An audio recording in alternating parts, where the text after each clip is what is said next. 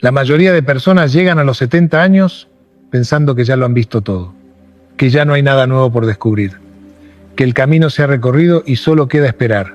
¿Y sabes qué es lo más triste de todo esto? Que muchos de ellos tienen razón, pero no porque la vida se haya terminado, sino porque ellos decidieron terminarla mucho antes de tiempo. Hoy voy a compartir contigo algo que he observado durante décadas de trabajo terapéutico. Algo que pocos se atreven a decir porque incomoda, porque desafía lo establecido. Existe un pequeño grupo de personas, apenas el 1% de quienes superan los 70 años, que viven de una manera radicalmente diferente al resto. No son más inteligentes, no nacieron con más suerte, no tienen más dinero necesariamente, pero hacen 7 cosas que los demás simplemente no hacen. Y esas 7 cosas marcan la diferencia entre una vejez llena de vida y una vejez esperando la muerte. Lo que te voy a contar no es teoría sacada de libros académicos. Es el resultado de haber escuchado miles de historias en mi consultorio, de haber visto el brillo apagarse en los ojos de unos y encenderse en los de otros, incluso cuando sus cuerpos ya no respondían como antes. Y te adelanto algo importante. Hay una de estas 10 cosas que prácticamente nadie hace, ni siquiera ese 1% la hace todo el tiempo. Pero cuando la descubras al final de este video, vas a entender por qué es la más poderosa de todas. Vas a entender por qué puede cambiar todo en tu vida o en la vida de esa persona mayor que tanto quieres. Así que si te interesa vivir plenamente o ayudar a alguien que amas a hacerlo, te invito a que te quedes hasta el final. Y si esta conversación te parece valiosa, si crees que puede ayudar a alguien más, solo te pido que le des me gusta a este video y que lo compartas. Así llegamos a más personas que necesitan escuchar esto. Ahora sí, vamos a lo importante. Antes de entrar en las 7 cosas que solo el 1% logra hacer, necesito que entiendas algo fundamental. Necesito que comprendas por qué este tema es tan urgente. ¿Por qué no podemos seguir posponiendo esta conversación?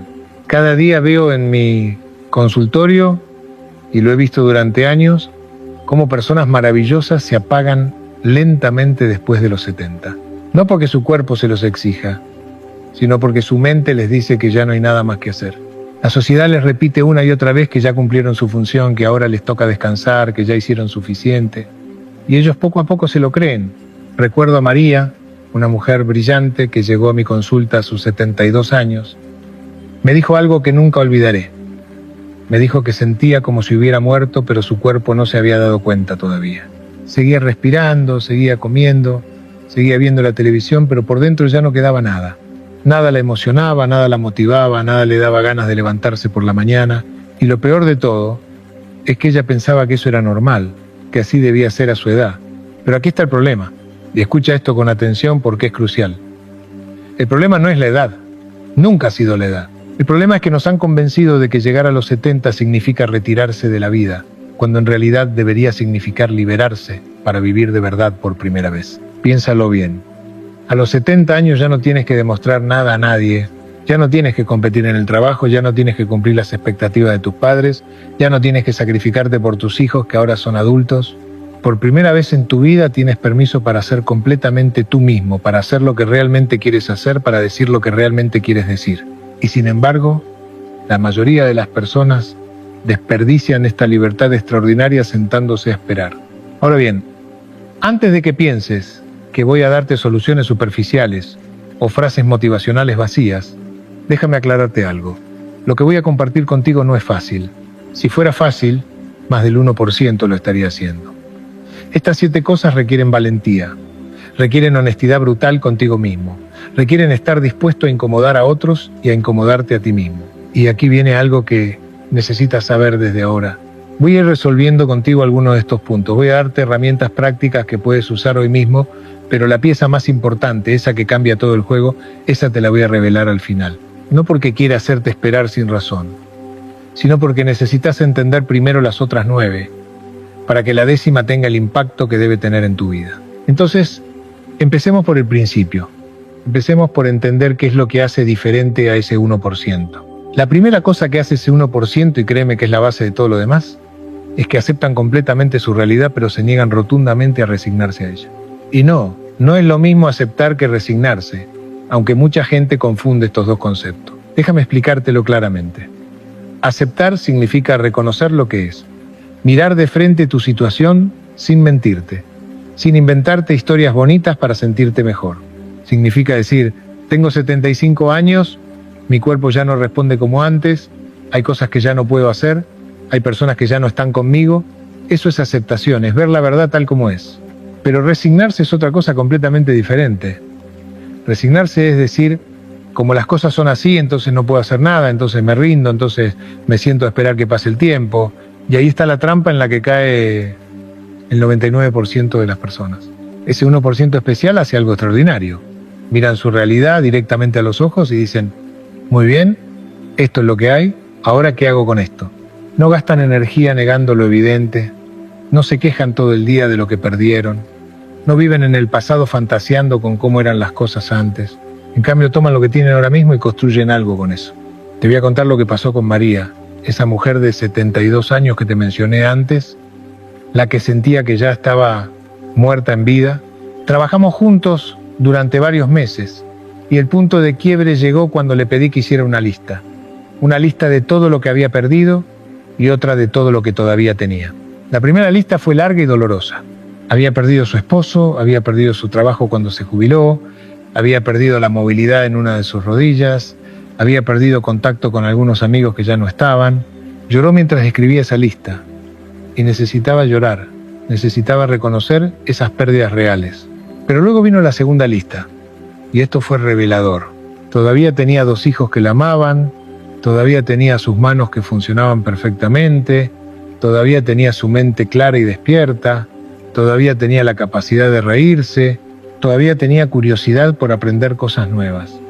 Y lo más importante, todavía estaba viva, todavía respiraba, todavía podía decidir qué hacer con cada nuevo día. El cambio en María no fue inmediato, pero fue real. Dejó de pelear contra su rodilla que ya no funcionaba bien y en cambio empezó a hacer ejercicios de brazos y espalda. Dejó de quejarse de que ya no podía trabajar en su antigua profesión y empezó a compartir su conocimiento dando charlas gratuitas en centros comunitarios. Aceptó que su esposo ya no estaba, pero se negó a resignarse a estar sola el resto de su vida. Y comenzó a construir nuevas amistades. Ahora bien, y esto es importante que lo entiendas, aceptar sin resignarse no significa ser ingenuo o tener un optimismo tonto. No se trata de repetir afirmaciones positivas frente al espejo esperando que mágicamente todo mejore. Se trata de algo mucho más profundo y poderoso.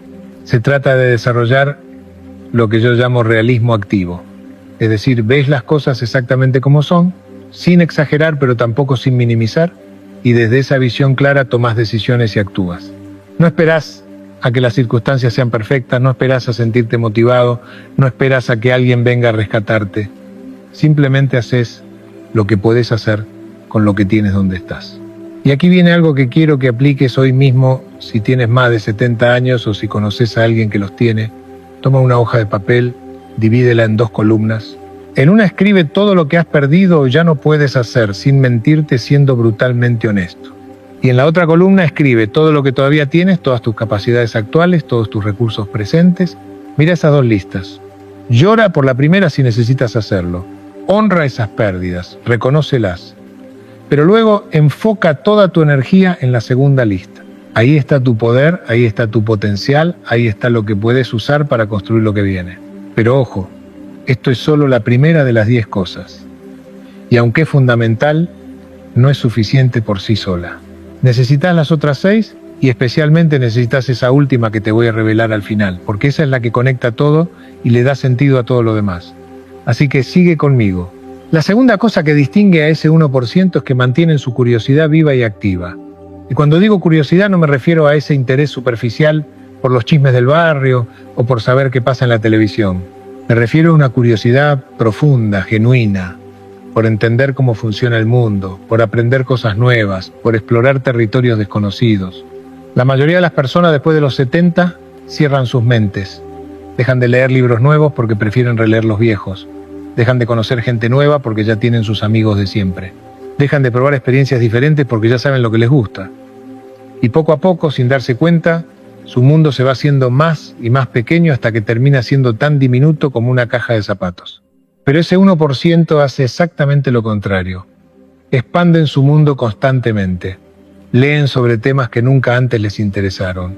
Aprenden habilidades que jamás imaginaron necesitar. Hacen preguntas que incomodan. Cuestionan creencias que han sostenido durante décadas. Y aquí está lo fascinante. Estudios neurológicos han demostrado que el cerebro puede seguir creando nuevas conexiones neuronales hasta el último día de vida. El cerebro no se muere por viejo, se muere por desuso. Cada vez que aprendes algo nuevo, cada vez que enfrentas un desafío mental, estás literalmente construyendo nuevos caminos en tu cerebro. Conocí a un hombre llamado Antonio, que a sus 78 años decidió aprender a usar una computadora. Sus hijos le decían que era muy mayor para eso, que para qué se iba a complicar la vida. Pero Antonio tenía curiosidad. Quería entender cómo funcionaba esa tecnología que veía en todos lados. Los primeros meses fueron frustrantes, no voy a mentirte. Se equivocaba constantemente, borraba archivos sin querer, se perdía en internet, pero en lugar de rendirse, cada error le generaba más curiosidad. Quería entender por qué había pasado eso, cómo podía evitarlo la próxima vez. 3 años después, Antonio no solo usaba la computadora con fluidez, sino que había creado un blog donde compartía historias de su juventud. Había reconectado con amigos de la infancia que vivían en otros países. Había aprendido a editar fotos, a hacer videoconferencias con sus nietos. Incluso había tomado un curso online sobre historia del arte que siempre le había interesado. Pero lo más importante no fue todo lo que aprendió a hacer con la tecnología. Lo más importante fue que su cerebro se mantuvo activo, despierto, vivo. Mientras otros de su edad se quejaban de que se olvidaban de todo, Antonio recordaba perfectamente porque su mente estaba constantemente ejercitándose, creando nuevas conexiones, manteniéndose ágil. Ahora bien, y esto es crucial, la curiosidad no se trata solo de aprender cosas prácticas o útiles. A veces la curiosidad más valiosa es la que te lleva a explorar preguntas profundas sobre ti mismo, sobre la vida, sobre el sentido de todo. Ese 1% se pregunta cosas como ¿qué he aprendido realmente en estos 70 años? ¿Qué creencias mías son verdaderamente mías y cuáles solo adopté porque me las enseñaron? Si pudiera vivir estos años de nuevo, ¿qué haría diferente?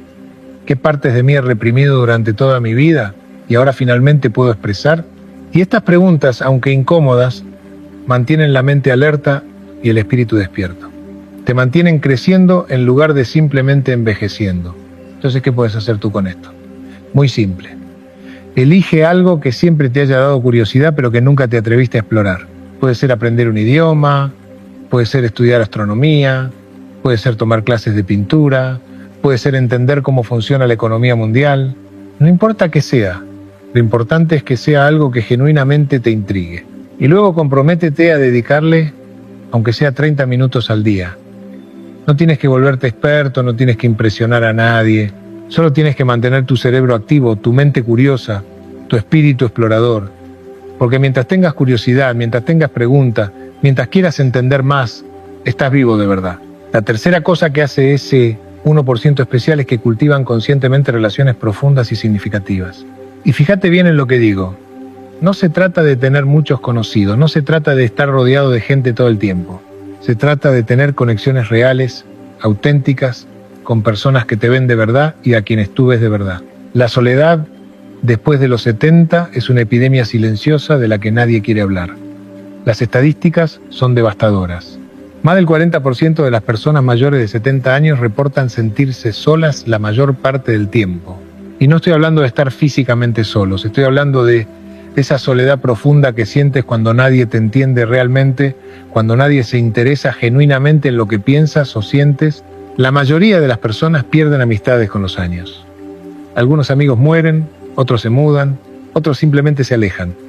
Y en lugar de crear nuevas conexiones, muchos mayores se aíslan cada vez más.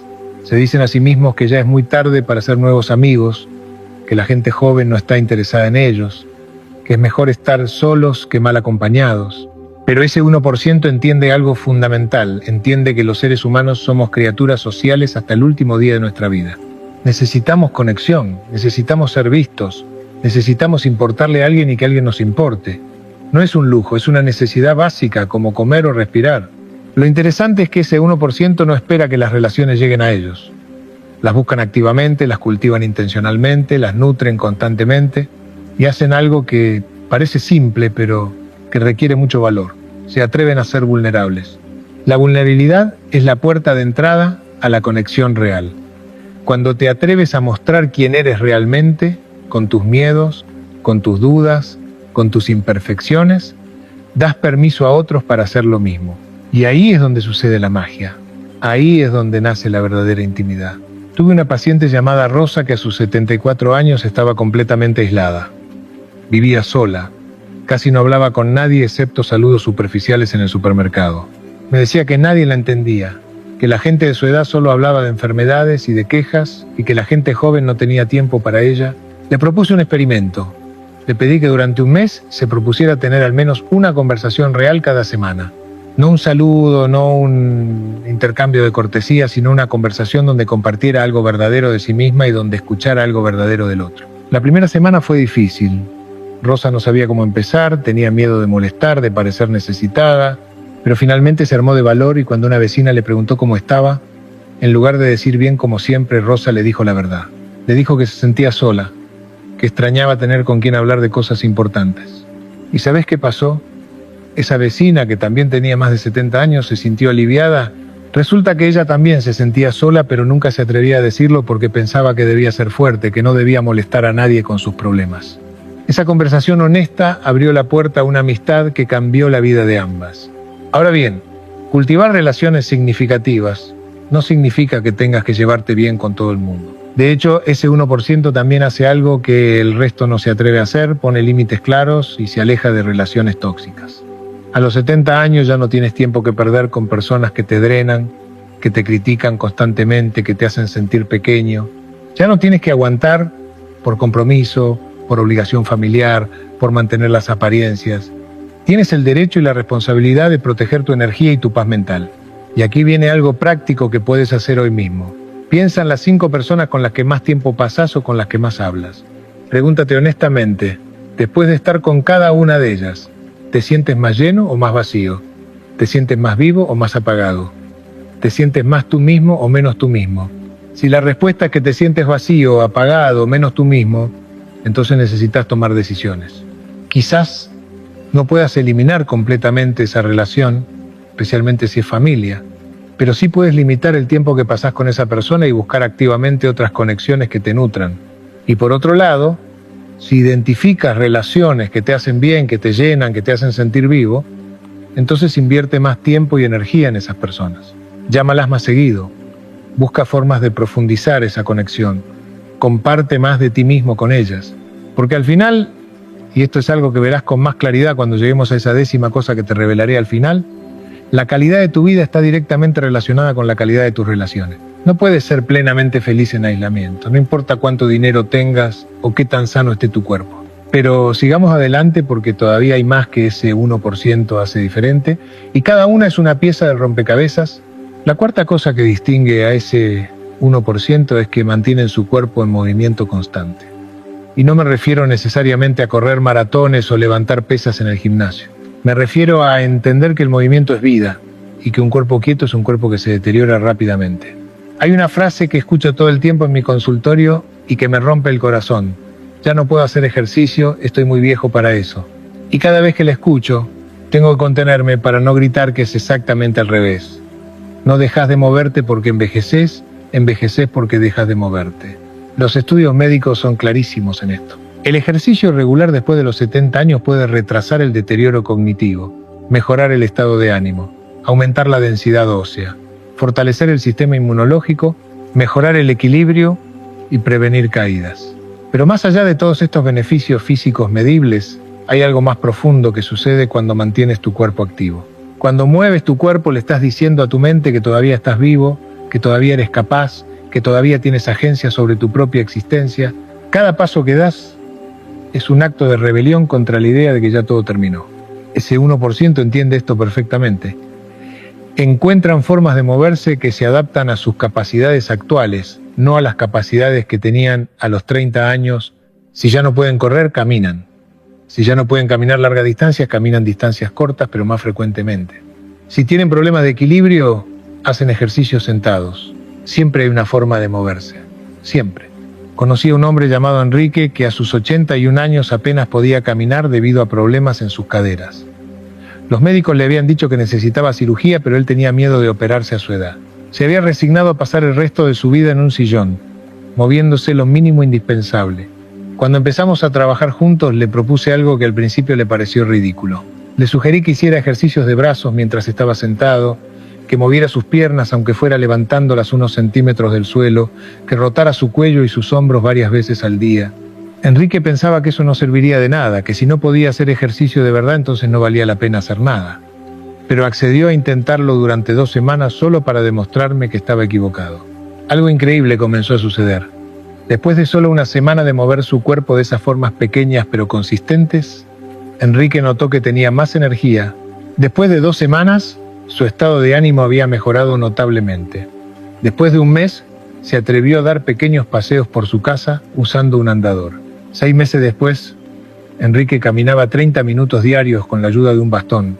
No corría, no hacía ejercicio intenso, pero su cuerpo estaba en movimiento constante y eso cambió completamente su calidad de vida. Más importante aún, cambió su percepción de sí mismo.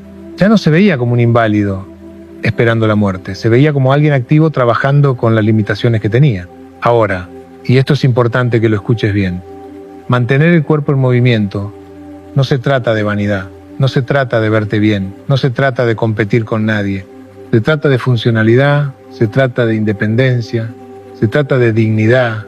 Cada pequeño movimiento que haces es un depósito en tu cuenta bancaria de autonomía.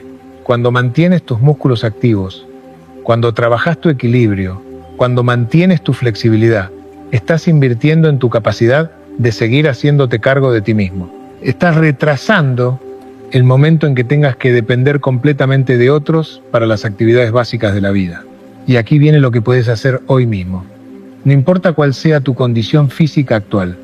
Puedes estar en silla de ruedas, puedes tener artritis severa, puedes tener problemas cardíacos. Siempre hay algo que puedes mover. Empieza donde estás con lo que tienes. Si puedes caminar, camina 10 minutos hoy.